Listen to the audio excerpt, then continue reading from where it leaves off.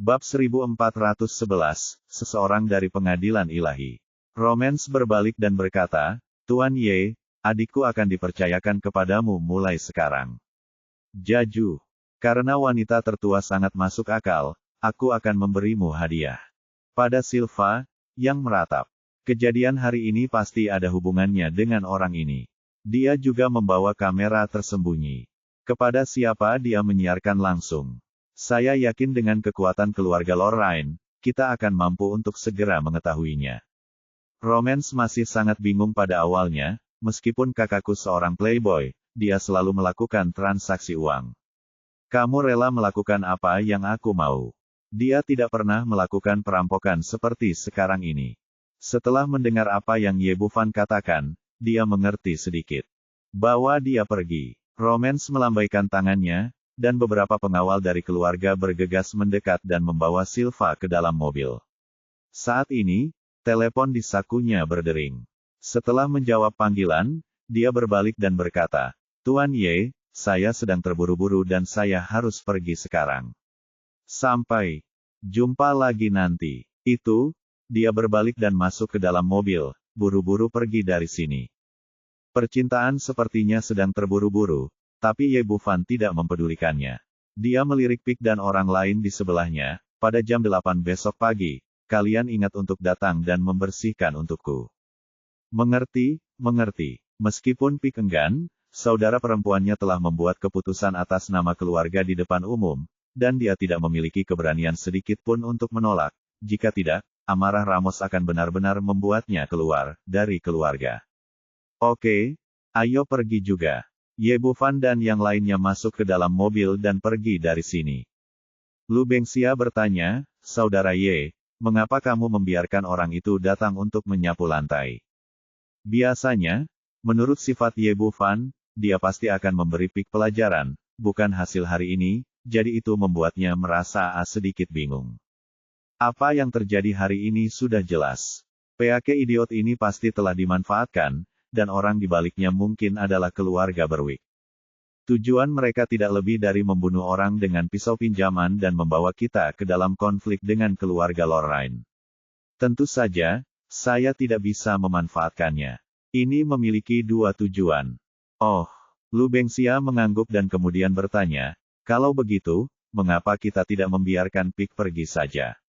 Pertama, tes sikap keluarga Lorraine terhadap kami. Kedua, klinik pengobatan Tiongkok akan dibuka besok, dan kami tidak memiliki banyak pengaruh di sini. Bab ini belum selesai, silakan balik halamannya. Temukan Luolin dari keluarga Lin datang untuk membersihkan rumah, yang dapat dianggap sebagai iklan gratis untuk kami. Lu Bengxia tiba-tiba menyadari, saya mengerti, Saudara Ye. Keluarga Berwick, Denniston bersaudara, duduk bersama dengan ekspresi jelek. Olivier berkata, rencana kami gagal.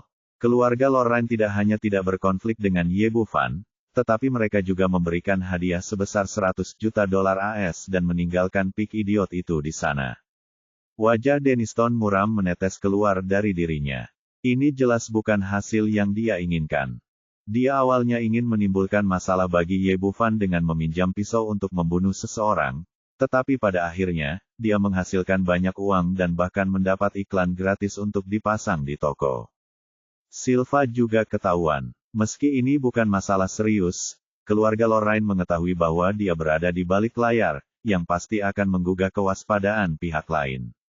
Dia berkata dengan tatapan muram, Ramos juga licik, jadi tidak mengherankan jika dia mengetahui niat kita. Tapi mengapa Ye Bufan sialan ini begitu licik? Bagaimana dia mengetahui ada yang salah dengan Silva?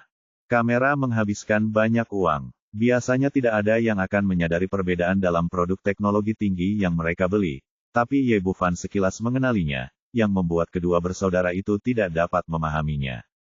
Olivier berkata, Kak, apa yang harus kita lakukan selanjutnya? Belum ada cara yang baik, mari kita pikirkan. Denniston baru saja mengatakan ini, dan telepon di sebelahnya berbunyi bip. Dia mengambil telepon dan melihatnya. Itu adalah pesan yang dikirimkan kepadanya.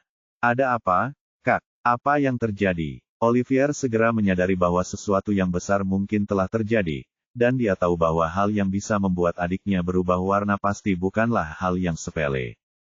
Sesuatu yang serius memang telah terjadi. Denniston berkata, pesan yang baru saja kami kirimkan kepada orang dalam keluarga Lorraine mengatakan bahwa seseorang dari pengadilan ilahi datang ke ibu kota Kekaisaran Federal dan kini telah memasuki keluarga Lorraine. Berkata dengan terkejut, di belakang keluarga Lorraine adalah pengadilan ilahi. Bukankah mengherankan jika beberapa orang datang? Petik 2. Kali ini berbeda. Barisannya terlalu kuat, kata Denniston dengan ekspresi serius. Total 1 uskup agung merah datang. 2 uskup agung berbaju kuning, 1 ksatria suci, dan 2 ksatria emas. Kekuatan sekuat itu cukup untuk menghancurkan keluarga Berwick kita. Bab ini belum selesai, silakan balik halamannya. Apa? Uskup agung merah dan uskup agung merah. Yang lain, ksatria suci, bagaimana ini mungkin? Teriak Olivier. Anda harus tahu bahwa ksatria suci dan uskup agung merah sebanding dengan pemimpin kultus penyihir hantu. Pantas saja Denniston mengalami perubahan besar pada ekspresinya barusan. Kekuatan yang begitu kuat benar-benar membuat mereka merasakan semacam bahaya dari lubuk hati yang paling dalam. Kak, apa yang harus kita lakukan sekarang? Olivier bertanya dengan panik. Kenapa panik? Sudah berapa kali ku bilang padamu untuk tetap tenang ketika terjadi sesuatu, apakah ada gunanya panik? Denniston memelototinya dengan tajam, jelas sangat tidak puas dengan penampilan adiknya. Secara umum, ada 2 kemungkinan bagi Senting untuk mengirimkan kekuatan sekuat itu ke ibu kota federal. Yang pertama adalah untuk menyerang keluarga Berwick kita, dan yang lainnya karena alasan lain. Yang kedua tidak ada hubungannya dengan kita. Mari kita analisis kemungkinan pertama terlebih dahulu.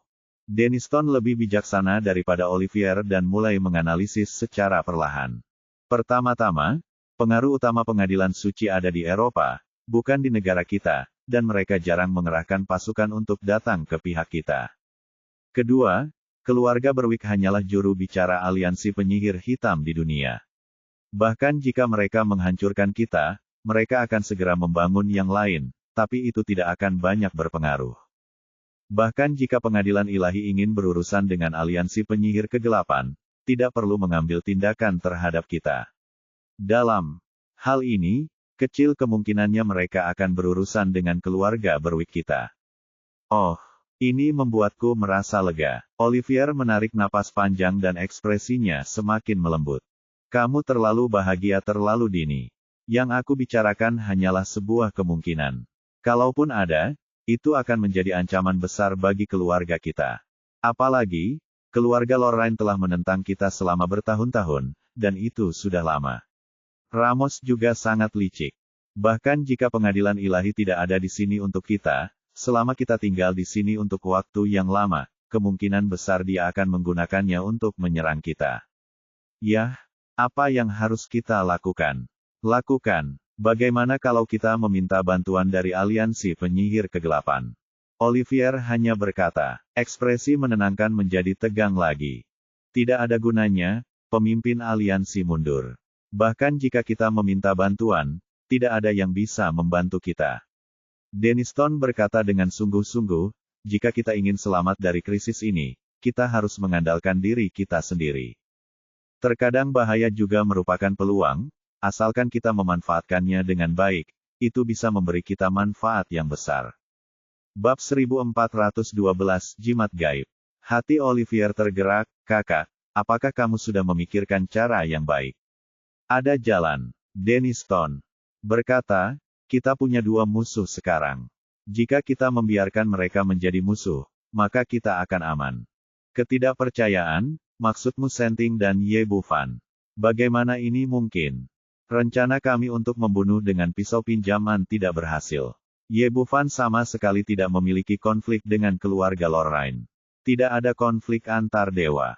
Tidak ada konflik, kami akan menciptakan konflik untuk mereka. Jika tidak ada kebencian, kami akan menciptakan kebencian terhadap mereka. Denniston memiliki senyum licik di wajahnya, dan dia tampak percaya diri. Pergi dan panggil Anderson kembali. Saudari, apakah kamu akan menggunakan Anderson? Tetapi tingkat kultivasinya adalah kesempurnaan agung surga. Dia bahkan tidak bisa menghadapi seorang ksatria suci, apalagi seorang uskup agung merah. Denniston melambai tangannya, cepat pergi, aku punya pengaturan sendiri. Ya, Olivier berkata dan berjalan keluar, belum lama ini, dan datang bersama seorang pria parubaya berusia 40-an atau 50-an. Pria ini memiliki penampilan biasa dan tidak tinggi, tetapi dia memancarkan aura yang kuat. Nona, apakah ada yang Anda ingin saya lakukan? Anderson adalah seorang fanatik seni bela diri yang tidak tertarik pada hal lain kecuali seni bela diri. Dia telah bersembunyi di keluarga Berwick dalam ketidakjelasan selama bertahun-tahun, kecuali berlatih jarang muncul di luar, dan tidak banyak orang yang mengenalnya. Aku ingin kamu pergi ke keluarga Lorraine. Kali ini, ada dua uskup agung berbaju kuning datang ke pengadilan ilahi. Mereka berdua wanita. Kamu mencuri satu dan diam-diam mengirimkannya ke Yebufan. Denniston memulai rencananya dari awal. Diceritakan sampai akhir. Setelah mendengar apa yang dia katakan, Anderson memasang ekspresi gelisah di wajahnya. Nona, jika bukan karena uskup agung merah dan ksatria suci, saya mungkin masih bisa mencoba keluarga Lorraine. Tetapi dengan dua orang kuat ini di sini, aku masih perlu membawa seorang wanita keluar tidak memiliki peluang untuk berhasil, dan itu mungkin akan mengorbankan nyawaku. Petik 2. Meskipun dia seorang fanatik seni bela diri, dia tidak bodoh, dan dia masih mengetahui kekuatan Senting dengan sangat baik. Aku tahu ini, dan tentu saja aku tidak akan membiarkanmu mati. Kata Denniston, bab ini belum selesai, tolong balik halamannya. Dan membuka brankas, dengan hati-hati mengeluarkan sebuah kotak dari dalam, membuka tutupnya, dan menemukan jimat kuning di dalamnya. Olivier bertanya dengan rasa ingin tahu, saudari, apa ini? Kelihatannya seperti jimat oriental. Denniston berkata, ya, ini adalah jimat tembus pandang tingkat tinggi dari Tiongkok. Tidak peduli siapa yang memakainya, dalam 1 atau 2 jam, tidak ada yang bisa mendeteksi keberadaanmu. Bahkan uskup agung merah dan ksatria suci pun tidak. Benarkah? Ini terlalu menakjubkan, kata Olivier. Luar biasa. Denniston berkata, tentu saja benar. Ada 2 jimat tembus pandang di pasar gelap bawah tanah 50 tahun lalu, masing-masing dijual seharga $100 juta AS. Ini salah satunya. Ya Tuhan, $100 juta AS. Ini agak terlalu mahal. Olivier menghela nafas diam-diam. Apakah $100 juta AS mahal? Aniston tersenyum dingin, itu karena tidak ada yang tahu nilainya pada saat itu, atau apakah itu asli atau palsu. Jika dilelang sekarang, Anda tidak akan bisa membelinya, bahkan seharga $1 miliar AS. Ini hanyalah harta yang tak ternilai harganya. Olivier bertanya, saudari, bagaimana dengan yang lainnya? Petik 2. Apakah kamu masih ingat bahwa 50 tahun yang lalu di pengadilan ilahi, seorang uskup agung merah dibunuh? Petik 2. Tentu saja aku tahu ini. Meski kita belum lahir pada saat itu, kejadian ini memiliki dampak yang begitu besar hingga hampir menimbulkan sensasi di seluruh dunia barat. Olivier tiba-tiba menunjukkan ekspresi keheranan, tidak mungkin si merah uskup agung meninggal di bawah mantra tembus pandang. Ya. Itu sebabnya saya mengatakan itu adalah harta yang tak ternilai harganya. Jika situasinya tidak terlalu parah kali ini, saya tidak akan bersedia mengambil harta ini. Ekspresi aneh muncul di wajah Olivier. Bersemangat, saudari, jika ini masalahnya, sebaiknya kita bunuh uskup agung merah ini. Kamu punya otak? Oke. Denniston memelototinya dengan tajam, status uskup agung merah begitu tinggi. Begitu dia adalah pembunuhan itu pasti akan membangkitkan murka Senting. Terlebih lagi, jimat tembus pandang hanya digunakan sekali. Setelah Ki digunakan, tubuh seseorang akan terlihat, dan tidak ada kemungkinan untuk melarikan diri. Keluarga kita tidak akan ditemukan. Benar-benar bencana.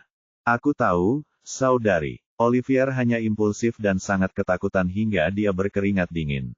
Bab ini belum selesai. Silakan balik halamannya, bagaimanapun. Pengadilan ilahi sangat kuat sehingga tidak hanya keluarga mereka yang dapat menolaknya.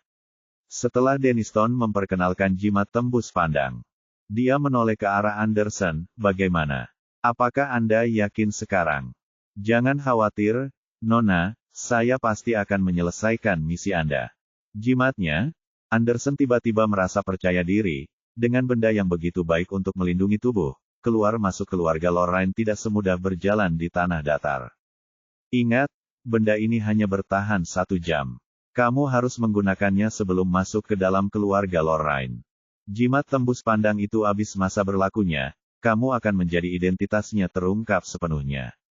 Denniston menjelaskan tindakan pencegahan dan metode penggunaan jimat tembus pandang dari awal hingga akhir, dan kemudian dengan sungguh-sungguh mengirimkannya kepadanya. Anderson mengambil jimat tembus pandang itu, dengan hati-hati memasukkannya ke dalam sakunya, lalu berbalik dan meninggalkan ruangan. Setelah dia pergi, Olivier berkata dengan sedikit cemas, "Saudari, apakah pendekatanmu tidak bijaksana? Pesona tembus pandang sangat ajaib. Jika kamu benar-benar mencuri uskup agung berbaju kuning secara diam-diam, pihak Senting akan memikirkan Ye Bufan. Di mana? Jika mereka tidak, jika Anda tidak mencurigai Ye Bufan, bukankah semua upaya kita akan sia-sia?" Denniston berkata, "Anda terlalu meremehkan Senting, dan Anda terlalu meremehkan Uskup Agung Merah. Apakah menurut Anda mereka akan kehilangan seorang pendeta? Jejak pihak lain. Tidak butuh waktu lama bagi mereka untuk menemukan Ye Bufan. Jika kita sengaja meninggalkan beberapa celah, itu akan sia-sia dan akan menimbulkan kecurigaan pihak lain berlebihan." Olivier kemudian menjadi bersemangat lagi, "Jika rencana kita berhasil, akan ada pertarungan sampai mati antara Senting dan Ye Bufan." Menarik untuk memikirkannya. Seringai puas muncul di wajah Dennis, "Itu benar, untuk menghina uskup agung berbaju kuning, Ye Bufan pasti akan menanggung murka pengadilan ilahi. Dia tidak bisa menjelaskan hal semacam ini bahkan jika dia mau." Olivier mengacungkan jempol dan berkata, "Saudari, kamu benar-benar hebat. Anak laki-laki bernama Ye pasti akan mati kali ini. Dan dia bukan seorang vegetarian. Kemungkinan besar dia dan Senting akan mengalami situasi kalah-kalah cara membunuh 2 burung dengan 1 batu." Bab 1413 Pembajakan. Saat ini, keluarga Lorraine penuh dengan lampu dan dekorasi, dan sangat meriah. Dipimpin oleh Ramos, ia membawa ratusan anggota keluarga Lorraine, besar dan kecil, untuk menyambut kedatangan orang-orang dari Istana Dewa. Seorang uskup agung merah, seorang ksatria suci, 2 ksatria emas, dan 2 uskup agung kuning, barisan yang begitu kuat tidak pernah bersatu dalam sejarah keluarga. Meski Ramos tidak tahu kenapa begitu banyak nama besar tiba-tiba datang ke pengadilan, ia tetap sangat bersemangat karena hal itu mewakili pentingnya dan kebaikan yang diberikan pengadilan kepada keluarganya. Kardinal Casillas berjalan berdampingan dengan ksatria suci Guardiola di depan, namun matanya sesekali melirik ke arah Helena di belakang. Alasan mengapa Adams memilih 2 orang ini untuk menemani putrinya ke ibu kota federal adalah karena mereka adalah satu dari sedikit orang di pengadilan ilahi yang mengetahui identitas Helena. Karena itu, meskipun mereka berdua berjalan di depan, perhatian mereka selalu tertuju pada Helena. Bagaimanapun, ini adalah putri dari pengadilan ilahi. "Tuan Uskup, Tuan Ksatria, selamat datang di keluarga Lorraine kami." Ramos menyambut para anggota pengadilan ilahi ke ruang resepsi keluarga dengan penuh kemegahan.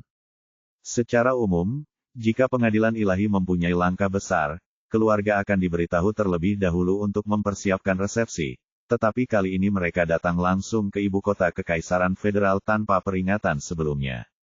Selain itu, setelah berbincang lama, baik Casillas maupun Guardiola tidak menyebutkan tujuan kunjungan mereka, yang membuatnya sangat bingung.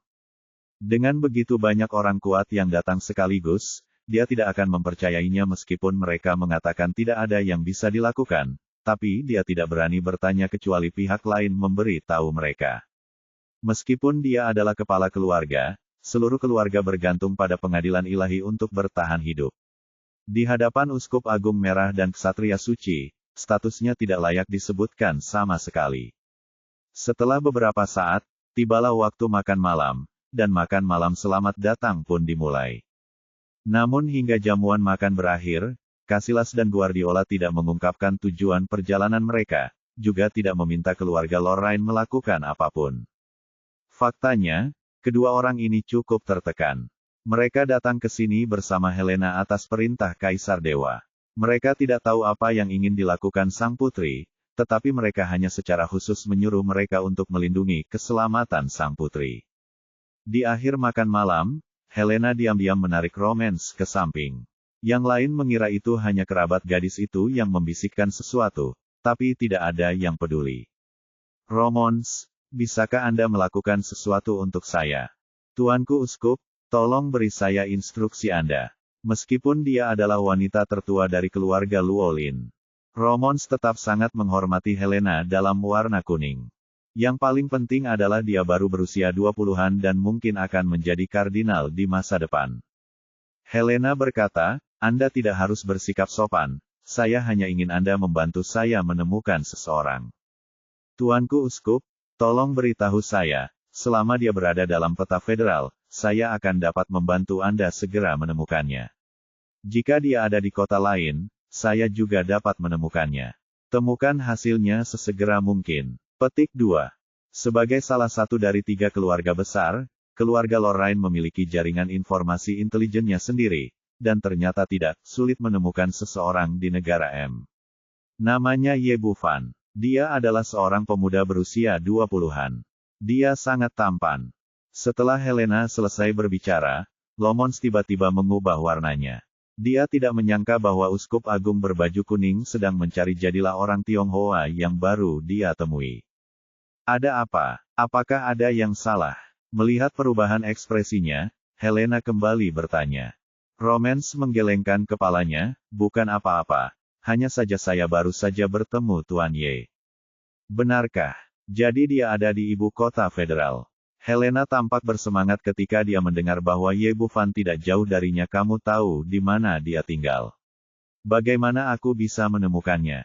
"Ini, aku tahu. Karena hubungannya dengan keluarga Berwick, keluarga Lorraine pun memberikan perhatian khusus kepada Ye Bufan dan mengumpulkan semua informasi dasar, termasuk nomor kamar hotel tempat ia menginap." Ketika Helena bertanya, dia tidak menyembunyikan apapun dan mengatakan yang sebenarnya. "Terima kasih, ada hal istimewa yang ingin kutanyakan padanya, bisakah kau merahasiakannya untukku?" Petik 2. "Oke." Romance mengangguk. Kemudian semua orang kembali ke kamar yang diatur oleh keluarga Lorraine untuk beristirahat. Di sebelah kiri adalah Kardinal Casillas, di sebelah kanan adalah Ksatria Suci Guardiola, dengan 2 ksatria emas, Geraint dan Gareth. Kembali ke kamar, Helena berbalik dan menutup pintu, dan berkata dengan penuh semangat, "Sophie, tahukah kamu? Saya baru tahu bahwa pria tampan itu ada di ibu kota federal, dan kami akan segera menemukannya." "Dia, apakah ini yang kamu minta?" Sophie berkata dengan heran, "Apakah kamu tidak punya nomor teleponnya? Mengapa kamu tidak meneleponnya saja?" "Itu berbeda, aku ingin memberikannya kepada adikku." Sebuah kejutan. Helena menunjukkan senyum licik, "Sekarang aku sudah tahu di mana dia tinggal, bagaimana kalau kita menyelinap keluar?" Sophie menggelengkan kepalanya, "Itu tidak akan berhasil, jika Uskup mengetahuinya salahkan kami. Sudah kubilang kami akan keluar diam-diam dan tidak ketahuan oleh mereka." Kata Helena lama sekali, tapi Sophie tetap tidak setuju. "Sophie, apakah kamu tidak ingin melihat Ye Tian itu? Dia pasti bersama laki-laki tampanku. Kamu pasti akan melihatnya ketika kamu pergi." Petik 2. Wajahnya. Tapi ada sedikit kepanikan. Helena menghampiri dan berkata sambil tersenyum, "Fei kecil, kamu masih tidak mengakuinya, kan? Aku mendengar kamu berbicara dalam tidurmu beberapa kali di malam hari. Aku benar-benar tidak tahu apa yang kamu pikirkan. Pria itu hanya seperti dia, seperti batu, kenapa kamu harus menyukainya? Lihat betapa bagusnya adikku, tampan, lucu, dan cakap." Sophie ragu-ragu, tetapi tetap berkata, "Sebenarnya, kakak Ye Tian juga cukup tampan." "Tampan atau tidak, selama kamu menyukainya," kata Helena, "bagaimana kalau berkencan denganku? Saat aku menemukan pria tampan itu, kamu juga akan menemukannya." Petik 2. "Oke." Fei ragu-ragu sejenak, tetapi akhirnya setuju, "Tapi sekarang masih terlalu dini. Kita harus menunggu beberapa saat sampai Uskup Agung dan yang lainnya tertidur sebelum kita pergi diam-diam." "Oke, aku akan mendengarkanmu." Melihat sahabatnya akhirnya setuju, Helena tertawa dengan sepenuh hati. Masih ada sedikit waktu lagi, ayo mandi, lalu kita pergi menemui pria tampan itu. Sophie berkata, baiklah, kamu bisa mandi dulu. Helena berkata sambil tersenyum, bolehkah? Bukankah lebih baik kita berdua mandi bersama? Mengapa kita harus memprioritaskan? Pipi Sophie memerah, tidak, aku tidak akan mandi bersamamu. Xiao Feifei, maafkan aku, kalau begitu pergilah, pertama, oke. Kali ini Sophie tidak sopan dan masuk kamar mandi lebih dulu. Helena duduk di sofa dan menuangkan segelas anggur merah untuk dirinya sendiri. Sambil menyesapnya, dia teringat kejadian saat dia bertemu Ye Bufan. Anak kecil yang tampan, apa yang kamu lakukan sekarang? Apakah kamu akan terkejut melihatku nanti? Dia memegang dagunya dan tenggelam dalam ingatannya. Orang yang melakukannya adalah Anderson yang diam-diam menyelinap ke Lorraine Manor. Setelah dia berhasil, dia segera menjemput Helena dan bergegas keluar dari Manor. Efek dari jimat tembus pandang tingkat tinggi ini sungguh ajaib. Ia menghalangi nafas dua orang secara bersamaan, seolah-olah mereka menghilang begitu saja. Bab 1414 Seorang gadis asing jatuh dari langit. Ye Bufan berbaring di tempat tidur dan berbicara di telepon dengan Suru Yue dan orang lain dari Tiongkok selama beberapa jam sebelum meletakkan ponselnya dan bersiap untuk tidur. Dia mematikan lampu dan berbaring di tempat tidur. Sebelum dia tertidur, tiba-tiba ada sesuatu yang bergerak di dalam hatinya. Sebagai orang kuat di level Martial Saint, kepekaan persepsinya jauh melampaui imajinasi orang biasa. Dia melirik dengan kesadaran spiritualnya dan melihat bayangan hitam muncul di atap hotel. Ye Bufan dan yang lainnya tinggal di kamar presidensial. Dia tinggal di kamar sendirian, dengan Ye Tian di sebelah kiri, Lu Bengxia di sebelah kanan, dan Cao Xinghua tinggal bersama, di seberangnya. Pada umumnya Presidential Suite di hotel ditata di lantai paling atas, sehingga sangat tenang dan tidak mengganggu tamu lain. Bayangan hitam itu bergerak sangat cepat. Dia melihat sekeliling di atap dan tidak menemukan sesuatu yang aneh. Dia mengeluarkan tali dari ranselnya dan memasangnya di atap. Kemudian dia menurunkan tali itu seperti kerai yang fleksibel dan sampai ke rumah Lu Bengxia, jendela. Dia mendorongnya dengan lembut dengan tangannya dan menemukan bahwa jendela balkon terbuka, jadi dia melompat masuk tanpa mengeluarkan suara apapun ketika kakinya mendarat di tanah. Hei Ying sangat berpengalaman. Setelah mendarat, dia tidak terburu-buru mengambil tindakan, tapi harus bersembunyi di balik sofa. Setelah memastikan tidak ada yang menemukannya, dia berdiri dan diam-diam dan perlahan mendekati kamar tidur Presidential Suite. Setelah mendengar bahwa tidak ada gerakan, dia perlahan membuka pintu dan menemukan bahwa Lu Bengxia sudah tertidur lelap di tempat tidur. Bayangan itu mengulurkan tangannya, mengeluarkan belati bersinar dari pinggangnya, dan berjalan menuju kepala tempat tidur. Menurutnya, tugas ini terlalu sederhana, sama sekali tidak sulit, dan bahkan memintanya, pembunuh peringkat 53 dunia, untuk mengambil tindakan adalah hal yang sia-sia. Ketika dia sampai di samping tempat tidur, dia melihat ke arah Lu Bengxia yang sedang tidur nyenyak di tempat tidur di bawah sinar bulan. Sangat disayangkan wanita cantik terbunuh seperti ini. Namun, sebagai seorang pembunuh profesional, pemikiran ini hanya sekilas. Kemudian dia mengangkat belati di tangannya dan menikam Lu Bengxia dengan keras.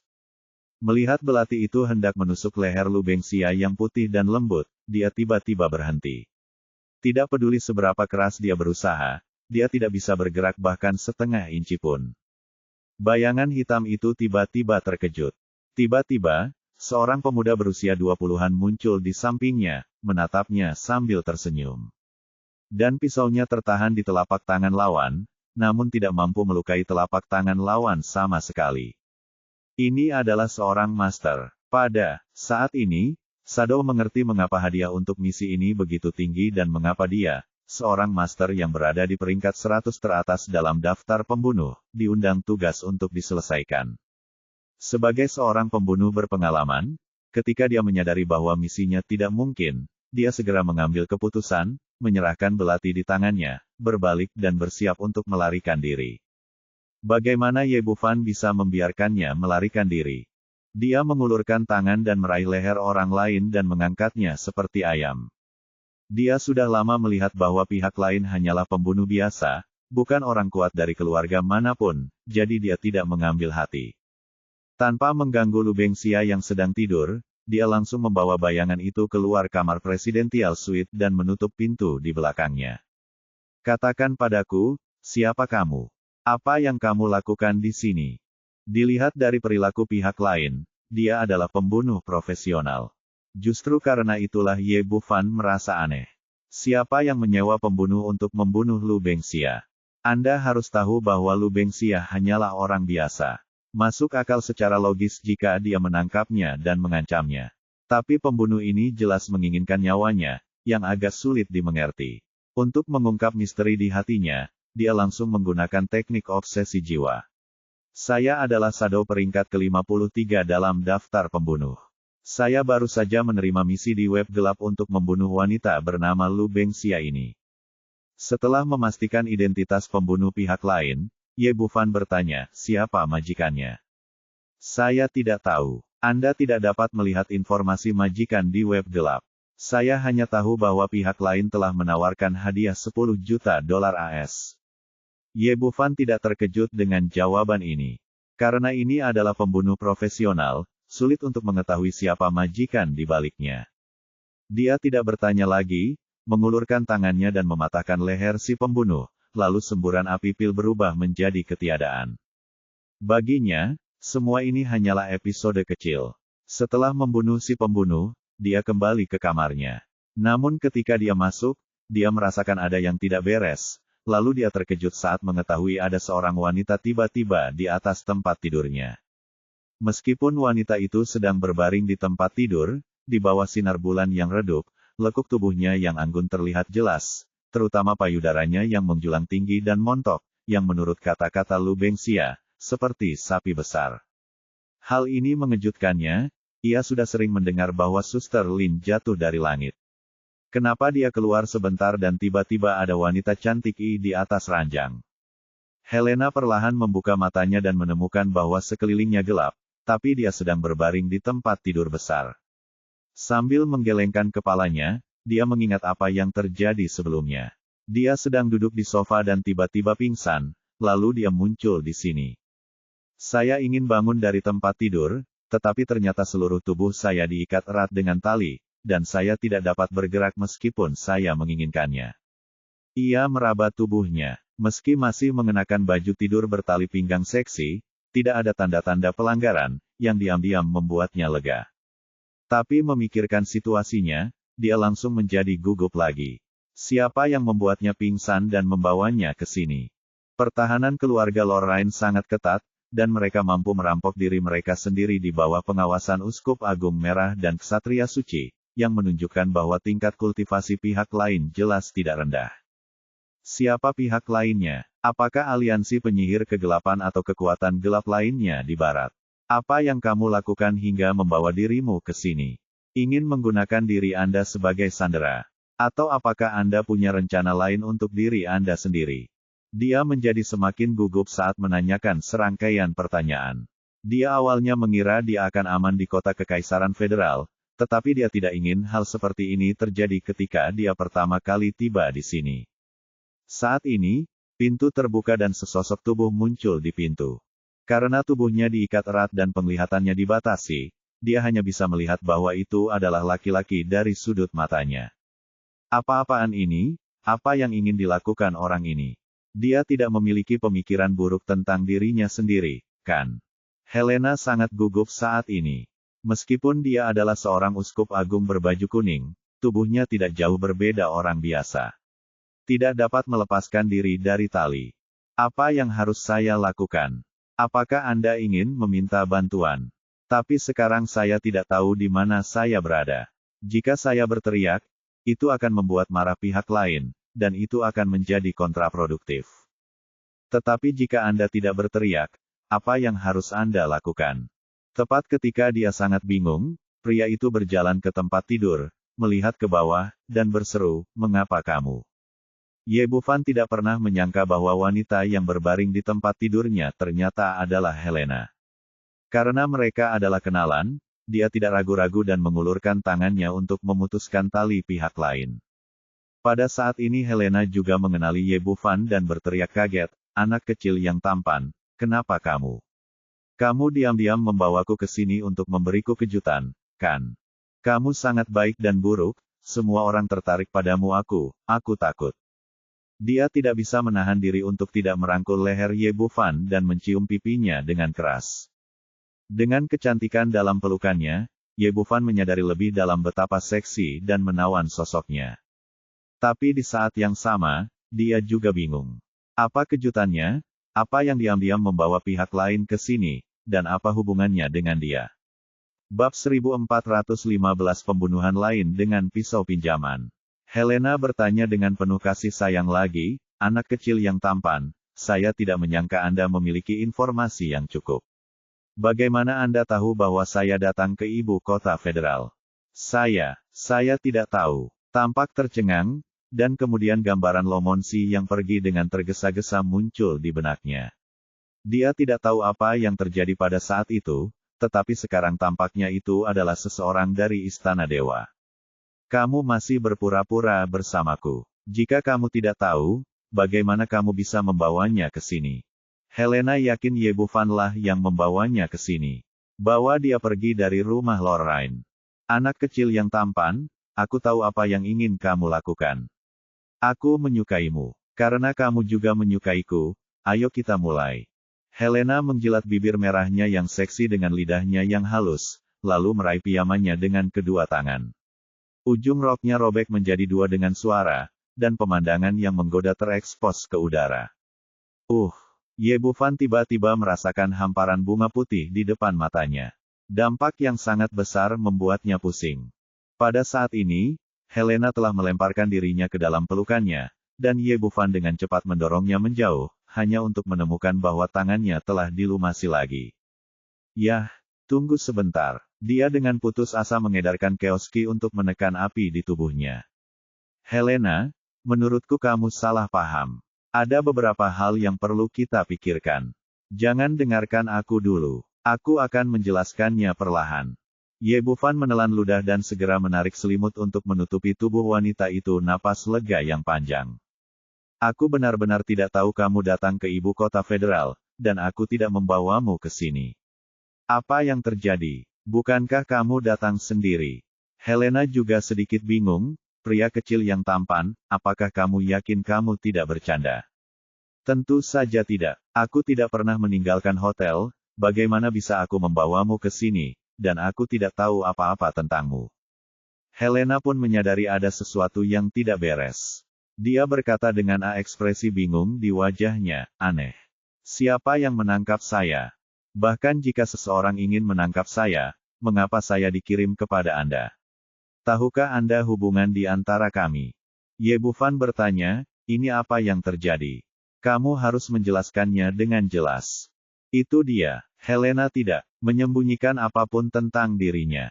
Dia menceritakan betapa dia merindukan Ye Bufan setelah kembali dan bagaimana dia datang ke ibu kota federal. Hingga akhirnya, dia tiba-tiba pingsan, dan ketika dia bangun, dia datang ke sini. Anak kecil yang tampan, itu dia. Keluarga Lorraine memiliki pertahanan yang sangat baik, dan ada juga seorang pendeta tinggi berwarna merah dan seorang ksatria suci yang menjaga di sana. Selain kamu, aku benar-benar tidak dapat memikirkan siapapun yang dapat membawaku ke sini. Setelah mendengar apa yang dia katakan, Ye Bufan sangat bingung dan pergi ke keluarga Lorraine untuk menculik seorang pendeta tinggi berbaju kuning. Lagi pula ini adalah hal yang sangat berbahaya. Karena pihak lain mengambil risiko yang begitu besar, mengapa dia mengirim orang kepadanya? Apakah Anda ingin meniru Lei Feng dan berbuat baik? Memikirkan hal ini, dia menggelengkan kepalanya. Karena dia tidak melakukan perbuatan baik, dia melakukan kesalahan. Apa tujuan pihak lain? Memikirkan hal ini, Ye Bufan tiba-tiba merasakan sesuatu di dalam hatinya. Jika dia tidak mengenal Helena dan tidak memiliki hubungan untuk menyelamatkannya sebelumnya, dan tiba-tiba mengirim seorang pendeta hebat berbaju kuning kepadanya, apa hasilnya? Saya khawatir Helena tidak akan mempercayai alasannya, begitu pula pengadilan ilahi, yang akan membawa bencana bagi dirinya sendiri. Membunuh dengan pisau pinjaman, membunuh dengan pisau pinjaman lagi. Formula yang familiar, rasa yang familiar. Terakhir kali saya meminjam pisau dari keluarga Lorraine, sayang sekali saya tidak berhasil. Kali ini saya harus meminjam pisau dari Senting untuk menyingkirkan saya pandai menghitung. Meskipun tidak ada bukti sekarang, di ibu kota Kekaisaran Federal, tidak ada orang lain selain kepala keluarga Berwick yang bisa melakukan ini dengan sempurna. Saya sudah lama mendengar bahwa wanita Denniston itu sangat licik, dan sekarang tampaknya memang demikian. Dia telah melakukan 2 gerakan mematikan sebelum dia menyadarinya, dan setiap kali lebih kejam dari yang terakhir. Jika bukan karena hubungan antara dia dan Helena kali ini, aku mungkin tidak bisa membersihkan diriku dengan melompat ke Sungai Kuning, menculik imam besar berbaju kuning saat larut malam, dan memiliki niat jahat seperti ini pasti menanggung murka yang menggelegar dari istana ilahi. Harus dikatakan bahwa plot Denniston cukup kejam jika hampir tidak dapat dipecahkan. Hasilnya akan sangat berbeda dari yang dia harapkan. Helena berkata, anak kecil yang tampan, apa yang kamu pikirkan? Sudahkah kamu menebak siapa yang melakukannya? Saya menebaknya sedikit. Ye Bufan menceritakan pikirannya dari awal sampai akhir, dan akhirnya berkata, yang lain pesta membawamu tujuan mencurinya dan menaruhnya di tempat tidurku adalah untuk membangkitkan kemarahan Senting, dan kemudian membunuhku dengan pisau pinjaman, atau kedua belah pihak akan menderita kerugian manfaatnya. Sial, ini benar-benar kejam. Helena mengatakan ini tanpa banyak kemarahan, tetapi tersenyum dan berkata, tapi aku masih ingin berterima kasih kepada pria itu karena telah membiarkanku menemukan pria tampan itu begitu cepat dan mengirimku kepadanya tempat tidurmu. Pada titik ini, dia mengangkat selimut dan berkata, karena itu kehendak Tuhan, mari kita mulai. Ye Bufan tiba-tiba merasakan demam di lubang hidungnya, seperti Helena. Hal semacam ini sangat wanita seksi memiliki godaan yang fatal bagi pria normal manapun, tidak terkecuali pria. Tempat tidur besar dan seorang wanita yang bersemangat seperti api menghancurkan pertahanan psikologisnya dalam sekejap. Tepat ketika dia hendak mempertaruhkan segalanya, tiba-tiba terdengar suara berisik di luar hotel. Keluarga Lorraine, Sophie berdiri di bawah pancuran, membiarkan air hangat membasahi tubuhnya. Pada saat ini, pikirannya dipenuhi dengan bayangan Ye Tian. Sejak dia melihat pria yang mendominasi itu, hatinya telah benar-benar jatuh dan dia tidak bisa menyingkirkannya bagaimanapun caranya. Hanya saja dia dan Helena memiliki 2 kepribadian yang sangat berbeda. Ada banyak hal yang terpendam jauh di dalam hati mereka dan mereka tidak terbiasa mengungkapkannya. Bahkan, mereka sangat merindukan satu sama lain. Justru karena itulah dia pada akhirnya gagal menolak lamaran sahabatnya dan memutuskan untuk menyelinap keluar menemui kekasihnya nanti. Setelah mandi, dia mengenakan pakaiannya dan keluar dari kamar mandi lagi, namun terkejut saat mengetahui bahwa Helena sudah tidak ada lagi. Helena, dia tidak memperhatikan pada awalnya, tapi setelah menelepon beberapa kali tidak ada jawaban, dan bahkan setelah mencari ke seluruh ruangan, dia tidak melihat siapapun. Sophie segera menjadi gugup, dan kemudian matanya tertuju pada gelas anggur merah yang dituangkan. Anggur merah cerah yang tumpah di atas meja teh, yang belum kering. Tidak, sesuatu telah terjadi. Sophie segera menyadari ada sesuatu yang tidak beres. Bahkan jika Helena ingin pergi, dia tidak bisa pergi diam-diam. Dia pasti telah menyapanya, jadi sekarang hanya ada satu kemungkinan, dan itu adalah dia diculik. Tapi ini keluarga Lorraine, dan mereka dilindungi oleh Uskup Agung Merah dan Ksatria Suci. Siapa yang bisa melakukan ini dan menculik Helena secara diam-diam? Mengingat bahaya terakhirnya di kultus penyihir hantu, dia tiba-tiba menjadi panik dan buru-buru berlari menuju kamar Kardinal Casillas. Bab 1416 Kemarahan Uskup Agung Merah. Apa? Katakan lagi. Setelah menerima laporan Sophie, Kasia langsung terkejut. Karena dia mengetahui identitas Helena dengan sangat baik, dia adalah putri tertua dari pengadilan ilahi, dan misinya kali ini adalah untuk melindungi keselamatan sang putri. Tapi sekarang, seseorang tersesat di bawah matanya sendiri, dan kali ini Kaisar Ilahi harus mengupas kulitnya sendiri. Helena benar-benar hilang. Sophie menceritakan kisahnya dari awal hingga akhir, dan akhirnya berkata, Tuan Bishop, saya baru saja mandi di kamar mandi, dan bayangan Helena hilang setelah saya keluar. Cari aku secepatnya. Bahkan jika kamu menggali 3 kaki ke dalam tanah, kamu harus menemukannya, untuk mendapatkan Helena kembali. Segera. Berita itu menyebar ke seluruh keluarga Lorraine, dan Ksatria Suci Guardiola juga buru-buru bergegas. Datanglah. Seperti Casillas, dia juga sangat cemas. Begitu sesuatu terjadi pada Helena, Paus pasti tidak akan bisa menghindarinya. Ramos yang datang setelah mendengar berita itu semakin cemas dan ketakutan. Jika terjadi sesuatu pada Helena di sini, keluarganya pasti akan terlibat. Hampir seketika, seluruh keluarga Lorraine mulai bergerak, mencari bayangan Helena kemana-mana. Dalam waktu singkat, mereka mencari di seluruh manor, tapi tidak menemukan apapun. Raul berkata, "Kakek, saya telah mencari di seluruh istana 2 kali dan tidak menemukan jejak Uskup Agung Helena. Di mana video pengawasannya? Apakah sudah diambil?" Ramens berkata, "Saya telah mengirim seseorang untuk mengambilnya. Saya sudah memeriksa semuanya video dalam beberapa waktu terakhir dan tidak menemukan sesuatu yang aneh, belum lagi bayangan Uskup Agung Helena." Petik 2. Pada saat ini, Ramos sedikit bingung. Orang baik yang masih hidup menghilang dari keluarganya begitu saja. Guardiola berkata, "Sekarang satu hal yang pasti, Helena tidak pergi sendiri, tetapi diculik." Ramos berkata, "Tuan Ksatria, bagaimana ini mungkin? Pertahanan keluarga kami sangat ketat, kenapa Anda akan membawa seseorang pergi secara diam-diam?" Casillas tampak muram dan menakutkan, yang juga merupakan keraguan di hatinya. Karena pihak lain dapat mengambil alih seseorang, itu menunjukkan betapa kuatnya dia. Sophie berkata dengan penuh semangat, "Tidak ada hal lain yang penting sekarang. Prioritas pertama adalah menemukan orang itu. Tidak mudah bagi orang yang ingin merampok istana suci saya." Casillas berkata, "Sekarang saya akan membuka istana suci. Mata, selama Helena tidak meninggalkan ibu kota federal, dia pasti bisa menemukan lokasinya." Petik 2. Pada titik ini, dia mengangkat tangannya dan membuat tanda salib di dadanya, lalu bergumam, "Untuk mendominasi segalanya, Tuhan mengatakan bahwa saya dapat melihat segala sesuatu di dunia." Mata dewa terbuka. Setelah mengatakan itu, dia mengangkat tangannya dan melemparkannya ke udara.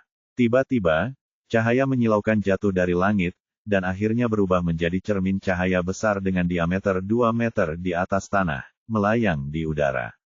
Sekarang semua orang yang hadir terkejut, dan mereka dipenuhi dengan kekaguman atas kekuatan Uskup Agung Merah. "Ya Tuhan, biarkan aku melihat bayangan Helena." Setelah Casillas berkata, dia mengulurkan tangannya dan menyentuh cermin cahaya, dan kemudian sesosok tubuh perlahan muncul. Meskipun tidak terlalu jelas, samar-samar dia bisa mengatakan bahwa itu adalah Helena. Tidak ada seorang pria di seberangnya, dan keduanya sedang berpelukan saat ini.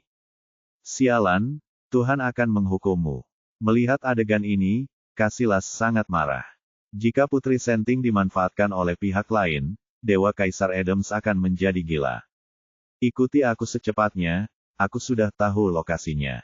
Mata dewa tidak hanya bisa melihat bayangan Helena, tapi juga menentukan lokasi pihak lain.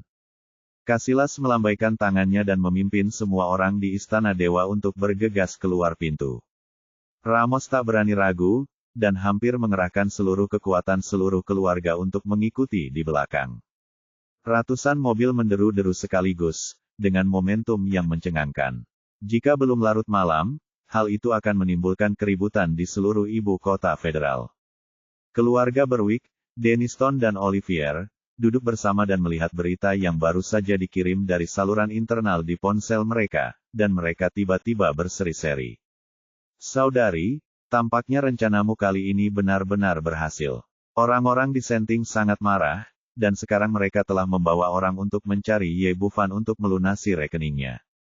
Kali ini, Senting mengirim seorang Uskup Agung Merah, seorang Ksatria Suci, dan 2 emas Ksatria dan Uskup Agung berbaju kuning begitu kuat sehingga bahkan 9 nyawa anak laki-laki bernama Ye tidak cukup untuk membunuhnya. Olivier berkata, dengan ekspresi kegembiraan di wajahnya, seolah-olah dia telah melihat Ye Bufan menjadi terbunuh. Denniston juga memiliki ekspresi bangga di wajahnya, "Saya akhirnya berhasil. Bukan tanpa alasan saya menyia-nyiakan begitu banyak tenaga dan menambahkan pesona tembus pandang. Di sisi Senting, jalan di malam hari sangat mulus, dan rombongan tiba dengan cepat. Tiba di hotel tempat tinggal Ye Bufan. Di bawah komando Ramos, orang-orang dari keluarga Lorraine dengan cepat menutup seluruh hotel. Dan Casillas memimpin orang-orang Senting langsung ke lantai paling atas dengan cara yang mengancam.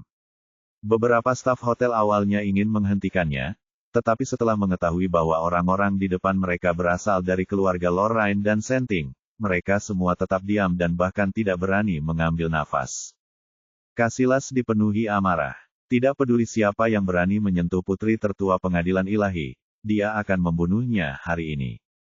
Sekelompok orang tiba di lantai paling atas dan bergegas menyusuri ruangan tempat koridor lebar itu berada.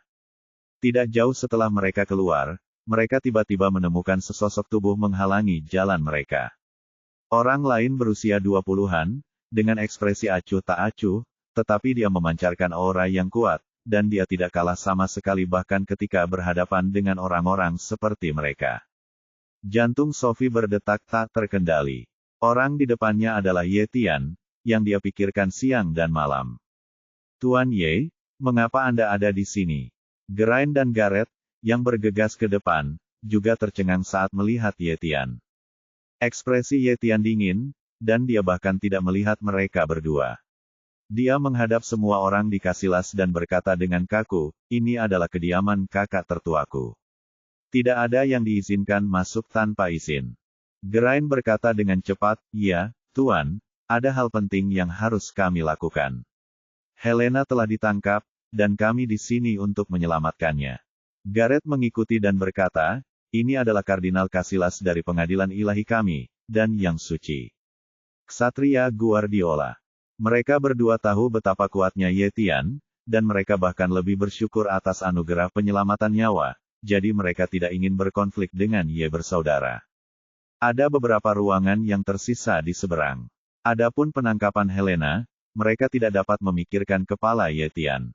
Tidak, Ye Tian hanya melontarkan dua kata. Di dalam hatinya, dunia hanya terbagi menjadi dua bagian, satu bagian adalah kakak tertuanya Ye Bufan, dan bagian lainnya adalah orang selain kakak tertuanya. Belum lagi orang-orang di depannya hanyalah Uskup Agung Merah dan Ksatria Suci Pengadilan Ilahi. Bahkan jika Kaisar Ilahi datang sendiri, tidak ada bedanya baginya. Casillas mengerutkan kening dan bertanya dengan dingin, Gareth, apakah kamu kenal orang ini? Segera suruh dia menyingkir, agar tidak menunda acara penting kita.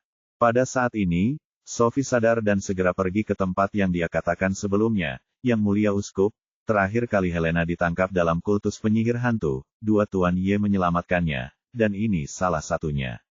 Ekspresi Casillas sedikit melunak, lalu dia berkata, kami akan membicarakan hal lain nanti, biarkan dia menyingkir secepatnya.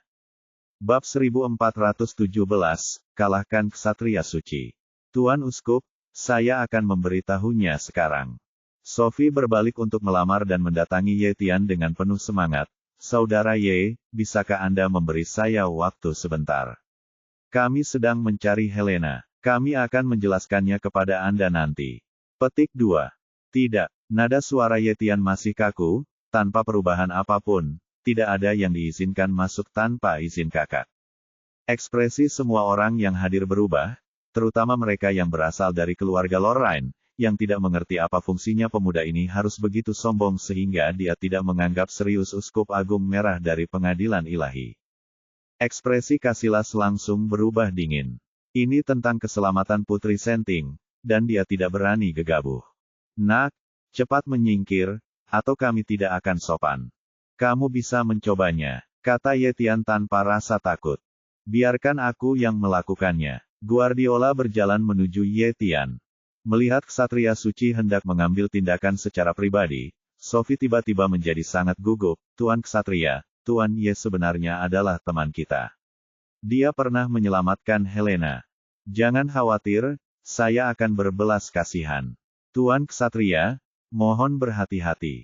Sebelum Sophie bisa menyelesaikan kata-katanya, Guardiola berkata lagi, sudah kubilang, aku akan menunjukkan belas kasihan. Begitu dia selesai berbicara, Dia mengangkat tangannya dan meninju Ye Tian dada.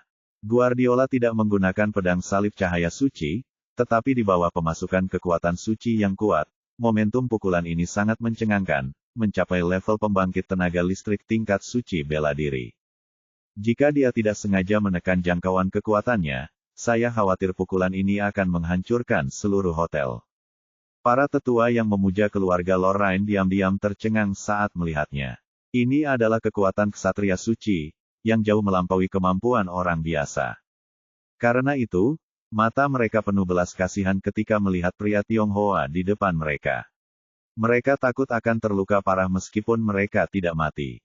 Ada kilatan rasa jijik di mata Ye Tian, dan dia mengangkat tangannya untuk memukulnya. Kedua tinju itu bertabrakan, dan hanya terdengar ledakan. Lalu sesosok tubuh terbang mundur seperti bola meriam dan menghantam dinding di belakangnya dengan keras. Ketika semua orang melihat pemandangan di depan mereka dengan jelas, semua orang membuka mulut karena terkejut. Tepat setelah pertarungan yang sulit ini, Ye Tian berdiri di sana dengan kakinya tanpa bergerak sama sekali, dan orang yang terbang tidak lain adalah Guardiola, sang suci ksatria pengadilan ilahi. Ya Tuhan, bagaimana ini mungkin? Bagaimana dia bisa lebih kuat dari ksatria suci? Apakah aku salah melihatnya? Bagaimana ini bisa terjadi? Segala sesuatu yang ada di hadapan mereka, bahkan ada yang mencubit dirinya sendiri secara diam-diam untuk melihat apakah mereka sedang bermimpi. Hanya Geraint dan yang lainnya yang relatif tenang, karena mereka telah melihat kekuatan Ye Tian dengan mata kepala sendiri di sekte penyihir hantu, dan mungkin hanya komandan ksatria suci Senting yang bisa melawannya. Sophie menggelengkan kepalanya secara diam-diam. Dia baru saja mengingatkannya untuk berhati-hati, tetapi pihak lain menolak untuk mendengarkan. Guardiola bangkit dari tanah dengan rasa malu, merasa sangat ngeri. Meskipun dia tidak menunjukkan kekuatan penuhnya sekarang, dia dapat melihat bahwa pihak lain juga sama dan menunjukkan belas kasihan. Saat ini, dia menyadari bahwa Sophie hanya menyuruhnya untuk berhati-hati. Ternyata pihak lain sebenarnya sangat kuat. Casillas juga kaget, dia tidak menyangka pemuda di depannya ini bahkan lebih kuat dari ksatria suci pengadilan ilahi. Namun, tidak ada kompromi dalam hal keselamatan Putri Senting. Di saat yang sama, halangan Ye Tian juga membuatnya curiga. Sangat mungkin pihak lain terkait dengan hilangnya Helena. Anak muda, tolong segera menyingkir, kalau tidak saya akan mengambil tindakan. Dengan kata-kata ini di mulutnya, dia mulai mengerahkan kekuatan sucinya, bersiap untuk menggunakan teknik pengadilan ilahi yang paling kuat, ramalan besar. Ye Tian tidak tergerak sama sekali. Tanpa perintah Ye Bufan, tidak ada gunanya bahkan jika Raja Surga datang. Casillas tampak kedinginan dan hendak mengambil tindakan, tetapi saat ini pintu di seberang terbuka dan seorang pria dan wanita muda keluar, itu adalah Ye Bufan dan Helena. Saat ini Helena sedang mengenakan kemeja putih pria milik Ye Bufan. Ternyata dia baru saja bermain liar dan merobek pijamannya hingga berkeping-keping.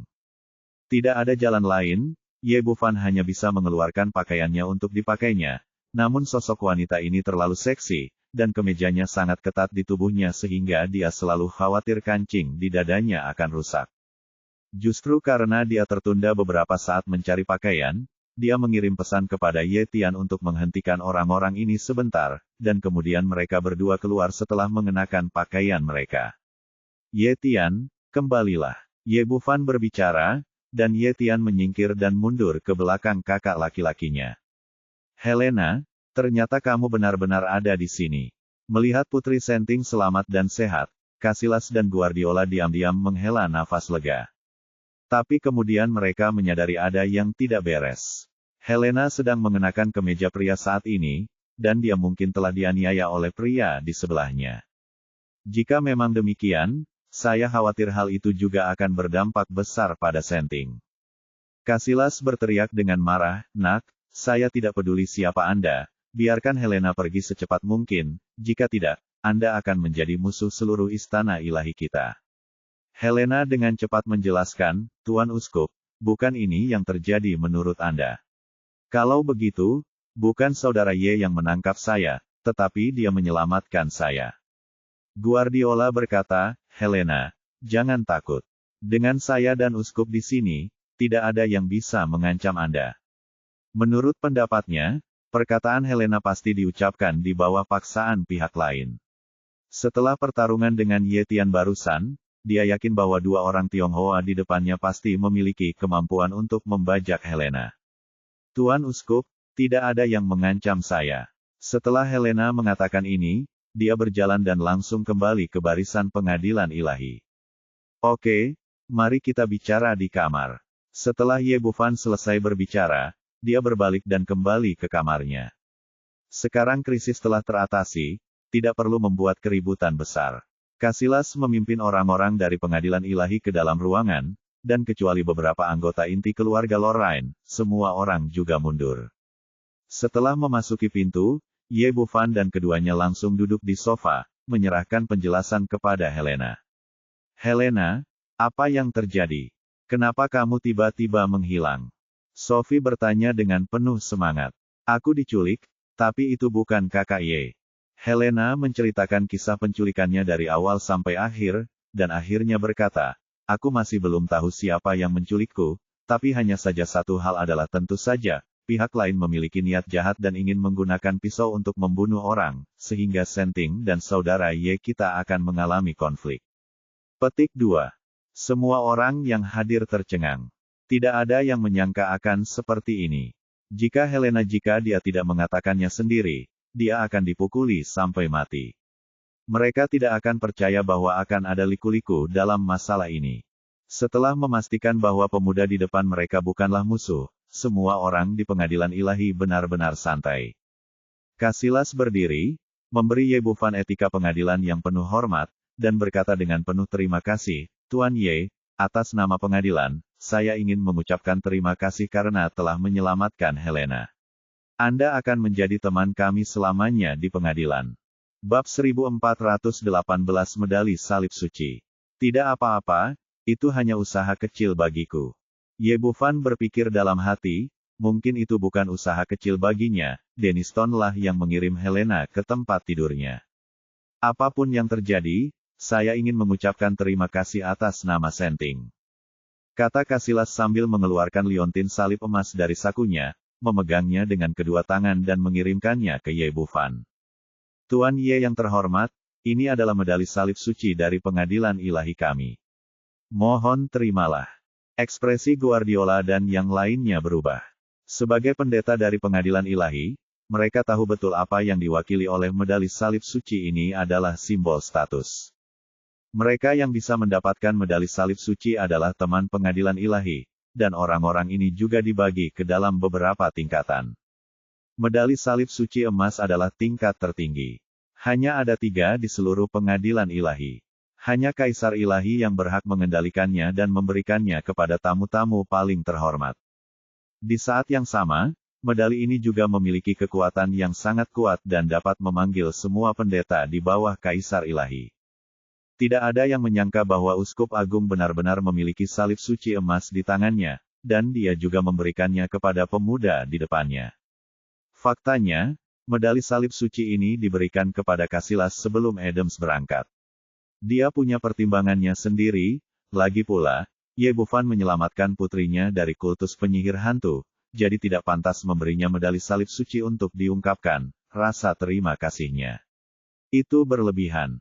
Inti masalahnya adalah hanya sedikit orang di pengadilan ilahi yang mengetahui bahwa Helena adalah putrinya, dan tentu saja mereka tidak mengetahui sejauh mana kontribusi Ye Bufan secara membabi buta mengirimkan medali salib suci. Identitas Helena mungkin terungkap.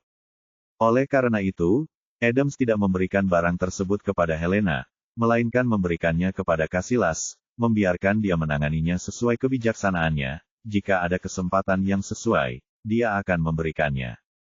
Sekarang Ye Bufan telah menyelamatkan Helena untuk kedua kalinya dan menyelamatkan reputasi Sentong. Dia secara alami dianugerahi Cross of Medal.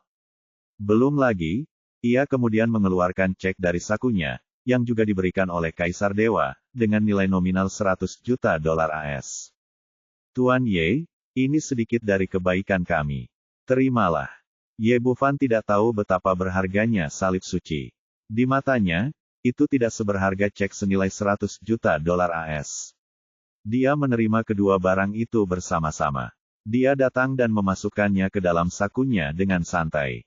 Orang-orang dari keluarga Lorraine berdiri di dekatnya, iri saat melihat pemandangan ini. Kalian harus tahu bahwa meski keluarganya didukung oleh pengadilan ilahi, Ramos sebagai sang patriark hanya memiliki salib perak di tangannya dari Ye Bufan. Terlalu banyak. Setelah mengucapkan terima kasih, Casillas kembali duduk di kursinya. Sophie berkata, Yang Mulia, tidak peduli siapa yang melakukan ini, kita harus menemukannya dan menghukum mereka dengan berat. Setelah mendengar kata-kata ini, Ramos merasa senang, dan dari apa yang baru saja diperkenalkan Helena, kita harus menemukannya dan menghukum mereka dengan berat. Dilihat dari situasinya, dia awalnya menyimpulkan bahwa itu adalah keluarga Berwick.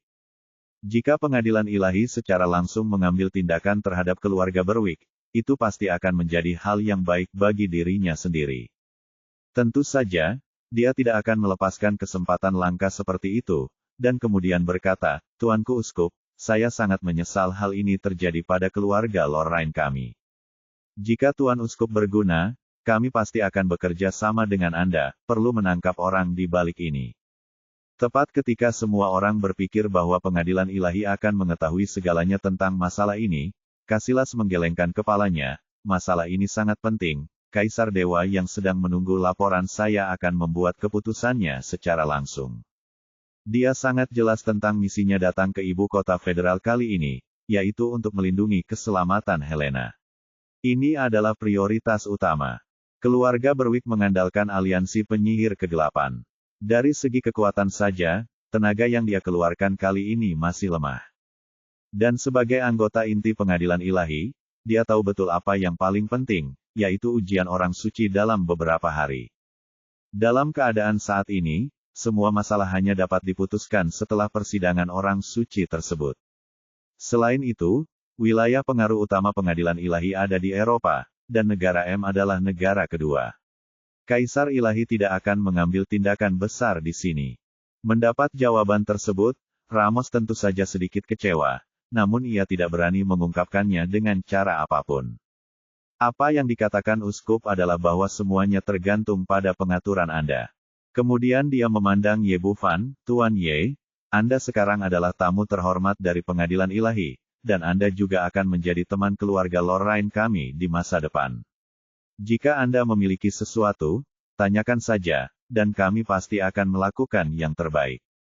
Setelah masalah ini diselesaikan, Casillas mengucapkan terima kasih lagi dan meninggalkan hotel bersama semua orang. Sophie ingin mengatakan beberapa patah kata kepada Ye Tian, tetapi pihak lain tidak melihatnya sama sekali, dan pada akhirnya dia hanya bisa melihatnya. Helena pergi dengan kesal. Dan diam-diam menarik Ye Bufan ke samping, pria kecil yang tampan, ada apa dengan kakakmu? Sophie sangat menyukainya, tidak bisakah dia melihatnya? Anda harus membujuknya dengan hati-hati. Sophie adalah wanita paling cantik di istana ilahi kita dan memiliki banyak pelamar. Begitu dia melewatkannya, dia tidak akan memiliki kesempatan di masa depan. Ye, Bufan mengangguk, saya mengerti, saya akan memberitahunya. Ketika semua orang disenting pergi, dia berbalik dan berkata sambil tersenyum, saudaraku, gadis itu sangat baik, mengapa kamu tidak mempertimbangkannya? Ye, Tian menggelengkan kepalanya, saya sekarang adalah zombie, dan saya tidak peduli dengan pria dan wanita. Terlebih lagi, keluarga Zuyu kami memiliki aturan keluarga. Meskipun kami mencari seorang wanita, kami tidak dapat mencari seseorang dari ras asing. Petik 2. Sebagai seorang dokter, Ye Bufan secara alami menyadari situasinya. Kini ia telah memulihkan pikiran manusianya dan tubuhnya memang menjadi zombie. Meski tidak mempengaruhi urusan pria dan wanita, ia telah kehilangan kemampuan untuk melanjutkan garis keluarga. Saudaraku, menurutku ada yang salah. Segalanya tidak perlu terlalu kaku. Selama kamu dan aku bersedia bekerja sama antara dua orang, yang lainnya adalah hal kedua. Kali ini, Ye Tian hanya mengangguk dan tidak banyak bicara. Ye Bufan tahu bahwa dalam waktu singkat, dia tidak akan mampu mengatasi rintangan di hatinya. Pada akhirnya, dia hanya bisa melihat apakah kedua orang itu bernasib seperti itu. Keluarga Berwick, Olivier baru saja menerima pesan tersebut, lalu berteriak kegirangan, Kak, sudah ada pertengkaran di hotel. Pria bernama Ye Tian bertarung melawan ksatria suci dan menang. Saya benar-benar tidak tahu bagaimana dia berlatih. Oke, semakin keras kamu bertarung, semakin baik. Petik 2. Denniston juga terlihat bersemangat. Petik 2. Saudari, aku benar-benar tidak menyangka anak laki-laki bernama Ye itu begitu kuat. Menurutmu apakah ada kemungkinan gabungan Uskup Agung Merah dan Ksatria Suci bukanlah tandingannya? Denniston tersenyum dan berkata, bagaimanapun, selama mereka bertarung, itu akan menjadi hal yang baik. Yang terbaik bagi Ye Bufan adalah membunuh semua orang yang datang ke Istana Dewa kali ini. Petik 2. Dengan cara ini, kita akan sepenuhnya menghilangkan tekanan dari pengadilan ilahi, dan pada saat yang sama, dia akan menjadi musuh hidup dan mati pengadilan ilahi. Petik 2. Kak, metodemu sangat bagus. Ini menyelesaikan dua masalah besar sekaligus. Mungkin ini kesempatan bagus bagi keluarga Berwick kita untuk bangkit. Olivier sedang berbicara dengan penuh semangat ketika tiba-tiba teleponnya berdering dan pesan lain datang. Seharusnya ada kabar baik lagi. Dia membuka ponselnya dengan penuh semangat, dan ekspresinya berubah drastis saat melihat isinya dengan jelas. Bab 1419 Anak Beruntung. Melihat ekspresinya yang salah, Denniston bertanya, ada apa? Apakah Ye Bufan mati di tangan Senting? Meski efeknya kurang efektif, itu tetap menyelamatkan kita dari masalah besar. Lalu berkata, orang-orang kami baru saja mengirimkan berita bahwa Ye Bufan dan Senting telah sepenuhnya berdamai, dan dia dianugerahi medali salib suci emas dan 100 juta dolar AS lainnya sebagai ucapan terima kasih. Apa? Bagaimana ini mungkin? Gelas anggur di tangan Denniston jatuh ke tanah, dan anggur merah terciprat kemana-mana. Tidak mungkin, ini sama sekali tidak mungkin. Dia berteriak kegirangan, para wanita dari pengadilan ilahi telah dikirim ke tempat tidur Ye Bufan. Bahkan jika dia tidak melakukan apapun, sama sekali tidak ada cara untuk menjelaskan hal semacam ini. Helena dan pengadilan ilahi semua akan berpikir bahwa Ye Bufan yang melakukan ini. Kedua belah pihak harus berjuang sampai mati. Bagaimana bisa ada rekonsiliasi? Bagaimana mereka bisa memberinya salib suci dan 100 juta dolar AS? Terlalu besar, meskipun kotanya dalam. Denniston, misalnya, tidak dapat menahan rangsangan saat ini. Olivier berkata dengan susah payah, biasanya, segala sesuatunya harus sesuai dengan keinginan kakakku, tetapi kunci masalahnya adalah itu. Helena menyukai orang bernama Ye. Saya mendengar bahwa tujuan kedatangannya ke ibu kota federal kali ini adalah untuk menemukan Ye Bufan. Kali ini kami membantunya dan menyatukan kembali mereka berdua secara langsung. Petik 2. Aku, Dennis tiba-tiba terkejut dan marah, dan merasa mual seperti baru saja memakan lalat. Dia telah memikirkan rencana yang cerdas, tetapi dia tidak menyangka bahwa dia akan memberikan seorang wanita salib suci dan 100 juta dolar AS secara gratis. Pengadilan Tuhan, dia pernah mendengar tentang salib emas. Itu jelas merupakan hal baik yang tidak dapat dibeli dengan uang sebanyak apapun, tetapi itu diberikan kepada Ye Bufan dalam sekejap mata. Saat dia meminjam pisau untuk membunuh seseorang, keluarga Lorraine memberikannya kepada Ye Bufan 100 juta dolar AS, ditambah seorang pemuda bernama Pick yang datang untuk membersihkan rumah menjadi sempurna, tanpa kekurangan apapun. Namun, dia menebak awalnya tapi bukan akhir. Dia tidak pernah memimpikannya Helena dan Ye Bufan ternyata menjadi hubungan seperti itu. Bingkai up, dia hanyalah anak laki-laki yang beruntung, dan dia adalah seorang mak comblang. Memikirkan hal ini, dia sangat marah hingga dia hampir memuntahkan darahnya. Helena berasal dari pengadilan ilahi, bagaimana dia bisa mengenal Ye Bufan? Olivier berkata. Sekarang keluarga Lorraine telah menyebarkan berita tersebut. Saya mendengar bahwa Ye Bufan kebetulan menyelamatkan Helena secara tidak sengaja ketika dia berada di kultus penyihir hantu, dan Helena jatuh cinta padanya pada pandangan pertama. Ditambah dengan fakta bahwa ini adalah kedua kalinya seorang pahlawan menyelamatkan kecantikannya, aku sudah sangat menyukainya. Sial, bagaimana dia bisa mendapatkan keberuntungan seperti itu?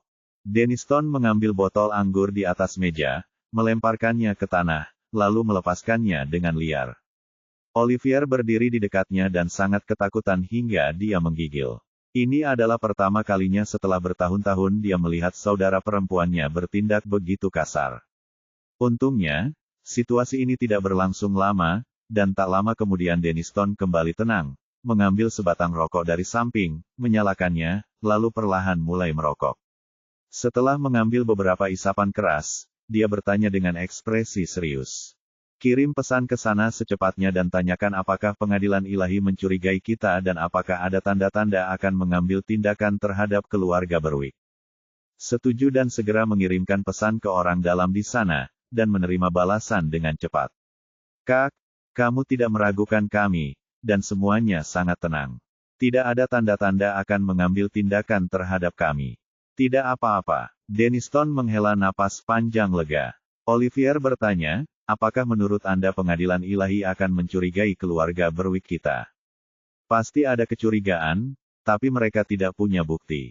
Lagi pula, jimat tembus pandang yang kami gunakan kali ini tidak meninggalkan kekurangan. Memikirkan jimat tembus pandang yang tak ternilai harganya, Denniston merasakan sakit lagi membayar harga yang begitu mahal, tidak ada pengaruhnya sama sekali dan hampir membawa bencana bagi keluarga. Olivier bertanya lagi, kakak, apa yang harus kita lakukan selanjutnya? Tunggu dan lihat, jangan bertindak gegabah. Lain kali kita menyerang, kita harus membunuh Ye Bufan dengan satu serangan. Kita akan membunuh Ye Bufan apapun yang terjadi. Kita bisa. Jangan beri dia kesempatan lagi, telah membuatnya merasakan rasa frustrasi yang begitu kuat. Keesokan paginya, Lu Bengxia pergi ke perusahaan malaikat untuk sibuk, dan Ye Bufan membawa Ye Tian ke klub. Tuan Ye, Anda di sini. Begitu dia sampai di pintu, Pik dan pengawalnya menyambutnya dengan ekspresi menyanjung di wajahnya. Setelah kembali ke rumah tadi malam, Ramos secara pribadi menelepon cucunya yang tidak kompeten dan memberitahunya bahwa Ye Bufan telah menjadi orang yang disukai pengadilan ilahi dan bahwa dia harus memuaskannya apapun yang terjadi. Jika tidak, dia tidak akan pernah kembali ke keluarga Lorraine lagi. Meskipun Pik seorang pesolek, dia bukanlah orang bodoh. Dan dia tidak berani melanggar perkataan kakeknya sedikit pun, jadi dia membawa orang-orangnya ke sini lebih awal. Ya, Ye Bufan mengangguk, ikutlah denganku. Setelah mengatakan itu, dia masuk ke klub bersama beberapa orang. Pusat medis baru saja dibuka, dan ada banyak hal yang harus dilakukan, dan kamu tidak bisa menyerah dalam segala hal. Chao Xinghua dan 3 dokter tua Tiongkok mengambil tindakan sendiri. Setelah memasuki pintu, dia melihat sekeliling, dan dia harus mengatakan bahwa meskipun Denniston, seorang wanita, melakukan banyak gerakan kecil secara pribadi, proyek di sini memang tidak tertunda sama sekali. Setelah seharian bekerja, seluruh klub memiliki tampilan yang benar-benar baru dan telah sepenuhnya memenuhi persyaratan yang telah dia sebutkan sebelumnya. Melihat dia masuk, penanggung jawab di sini segera datang dan menyerahkan kunci clubhouse dan semua dokumen yang diperolehnya. Mulai saat ini, klub kesehatan ini akan menjadi klinik medis pertama Ye Bufan di negara M. Namanya tetap tidak berubah dan masih bernama Gerbang Pengobatan Kuno. Meskipun pengaturan yang sulit ini telah ditetapkan, masih banyak pekerjaan yang harus dilakukan sebelum membuka klinik kesehatan, seperti menggantung plakat, membeli bahan obat dan fasilitas kesehatan lainnya. Pik sebenarnya adalah orang yang sangat pintar. Dia segera melangkah maju dan bertanya, Tuan Ye, jika menurut Anda ada yang perlu kami lakukan, tanyakan saja. Pertama pesankan sebuah plakat untuk saya, dan cepatlah, lalu beli dan membuka rumah sakit. Meja dan kursi yang digunakan di perpustakaan. Dengan orang-orang ini di sini, Ye Bufan menyelamatkan banyak masalah. Dia langsung mengambil pena dan kertas dan membuat daftar, menyerahkan semua pekerjaan yang berantakan kepada Pike. Sedangkan untuk bahan obat, semuanya diserahkan kepada Lu Bengxia dari Angel Pharmaceuticals dan memintanya untuk mengatur orang untuk membelinya. Wajar saja, Pik tak berani menunda, dan langsung berangkat bekerja bersama belasan pengawalnya. Mereka baru saja pergi ketika sebuah mobil sport merah diparkir di depan pintu dan Lomons keluar dari mobil. Halo, Tuan Ye. Dibandingkan dengan kemarin, kata-kata Roman sedikit lebih hormat hari ini. Bagaimanapun, pihak lain adalah orang yang disukai oleh pengadilan ilahi, pemilik salib suci emas. Ye Bufan tersenyum dan mengangguk, "Nona, apa yang dapat Anda lakukan?" "Benar, Tuan Ye, keluarga Lorraine kami sedang bersiap untuk mengadakan pesta koktail akbar malam ini. Terima kasih atas bantuan Anda kemarin, Tuan Ye. Pastikan untuk melakukannya hadir." Alasan keluarga Lorraine ingin mengadakan resepsi ini karena mereka sangat bersyukur. Jika terjadi sesuatu pada Helena, keluarga mereka tidak akan ada hubungannya. Di sisi lain, dia juga ingin menggunakan jurus ini untuk menyenangkan Senting dan berteman dengan Ye Bufan. Bab 1420 Resepsi Keluarga Lorraine. "Terima kasih." Ye Bufan berkata, "Saya akan pergi." Seperti kata pepatah, banyak teman membawa banyak jalan, dan dia juga ingin gencar mempromosikan pengobatan tradisional Tiongkok di negara M. Karena keluarga Lorraine telah menyatakan niat baiknya, dia secara alami tidak akan menolak. "Ini surat undangannya. Keluarga Lorraine kami dengan tulus menyambut Tuan Ye untuk mengunjungi kami malam ini." Romance menyerahkan surat undangan itu dengan kedua tangannya masuk ke dalam mobil dan pergi. "Ye Bufan, saya menerima undangan itu dan melihatnya. Resepsinya jam 8 malam, dan tempatnya adalah keluarga Lorraine." Dengan persetujuan Ye Bufan, Lomons kembali dan sibuk. Karena ini adalah resepsi besar, wajar jika seluruh kelas atas ibu kota federal menerima undangan dari keluarga Lorraine. Untuk keluarga Berwick, Olivier mengambil undangan tersebut dan membacanya, lalu menaruhnya di atas meja dan berkata dengan marah, keluarga Lorraine sangat tidak tahu malu. Mereka bahkan mengadakan pesta koktail terpisah untuk menyenangkan ekspresi pria bernama Denniston. Juga tidak tampan. Dia awalnya ingin menggunakan pedang keluarga Lorraine dan Senting untuk membunuh Ye Bufan, tapi hasilnya sebaliknya, hubungan kedua pihak menjadi lebih baik dan lebih dekat. Kini tampaknya Ramos bertekad berteman dengan orang Tionghoa tersebut. Melihat dia tidak berbicara, Olivier berkata lagi, "Kak, kenapa kita tidak menghadiri pesta koktail omong kosong ini saja, agar tidak melihat mereka marah ketika saatnya tiba?" Namun, Denniston menggelengkan kepalanya, "Kami harus menghadiri pesta koktail ini." Petik 2. "Kenapa?" Olivier bertanya dengan heran. "Apakah kamu masih perlu bertanya? Helena diculik kemarin, dan kami adalah tersangka utamanya. Jika kami menolak menghadiri pesta koktail hari ini, bukankah kami terlihat bersalah? Memberitahu orang lain bahwa inilah yang kami lakukan," kata Denniston. "Karena itu, kita tidak hanya pergi, tetapi kita pergi dengan cara yang kuat dan menonjolkan diri, sehingga tidak seorang pun dapat melihat kekurangannya." "Oh," Olivier berkata, "saudari, kalau begitu pergilah. Aku menang, jangan pergi. Kamu juga harus pergi. Lagi pula, kamu adalah laki-laki dari keluarga Berwick dan calon pewaris keluarga. Apa artinya bagiku pergi sendirian sebagai seorang wanita?" Kata Olivier dengan ekspresi kesal di wajahnya. "Ya. Saya tidak ingin melihat Ye Bufan dan Alicia, pasangan itu." Denniston memelototinya, "Sudah berapa kali saya katakan, mereka yang ingin melakukan hal-hal besar harus bisa membungkuk dan peregangan, hal kecil ini tidak masalah. Alicia telah ditempatkan di bawah tahanan rumah oleh keluarga Perrin, dan saya yakin dia tidak akan muncul di resepsi dalam keadaan seperti itu. Pertunangan sekarang ada di tangan kita selama kita tidak melepaskannya." Titik. "Kakak benar. Saat aku menikahi wanita itu, aku harus membiarkannya. Kelihatannya bagus." Olivier mengertakkan gigi dan berkata, "Aku akan pergi bersamamu." Di depan jendela, meskipun dia tidak memakai riasan apapun, dia adalah wanita tercantik. Dia menatap burung di luar jendela dengan linglung, dan pikirannya terus memutar ulang setiap waktunya bersama Ye Bufan. "Aduh, aku tidak tahu kapan aku akan melihat dedaunanku lagi." Alicia menghela nafas panjang. Saat ini, pintu di belakangnya terbuka dan pemilik rumah, Gomez, masuk dari luar. "Cucuku sayang, apa yang kamu pikirkan?" Gomez berkata sambil tersenyum. "Aku tidak memikirkan apapun tentang itu." Alicia cemberut dan mengungkapkan ketidakpuasannya karena dikurung di rumah melalui tindakan. "Jangan marah, putri kecilku, cepat segarkan diri, dan aku akan mengajakmu ke pesta koktail malam ini." Setelah mendengar bahwa dia diizinkan keluar, ekspresi Alicia berubah. dan kemudian dia bertanya, akankah di sana adakah yang ada di pesta koktail? Orang-orang dari keluarga Berwick. Gomez berkata, saya kira keluarga Berwick pasti akan mengirim seseorang untuk menghadiri resepsi yang diselenggarakan oleh keluarga Lorraine. Jangan pergi, aku tidak mau. Lihat orang-orang menyebalkan itu. Apakah kamu yakin tidak ingin pergi? Gomez tidak marah, tetapi memiliki senyum aneh di wajahnya. Tidak, aku tidak akan pergi jika tidak melakukannya. Alicia berbalik dan melihat keluar jendela lagi. Jika kamu tidak ingin pergi, jangan pergi. Kakek menghargai pendapatmu, tapi kudengar lelaki kecil bernama Ye akan berpartisipasi malam ini. Kata Gomez dan berjalan keluar ruangan. Tunggu sebentar, kakek, kamu bilang Ye akan menghadiri pesta koktail hari ini. Alicia segera berbalik dengan ekspresi terkejut di wajahnya. Dia telah memikirkannya beberapa hari terakhir, berharap bisa bertemu Ye Bufan lagi.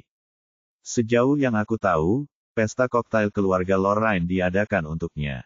Apakah menurutmu dia akan pergi? Petik 2. Bagus, kakek, aku ingin pergi bersamamu. Wajah halus Alicia berkata penuh kegembiraan.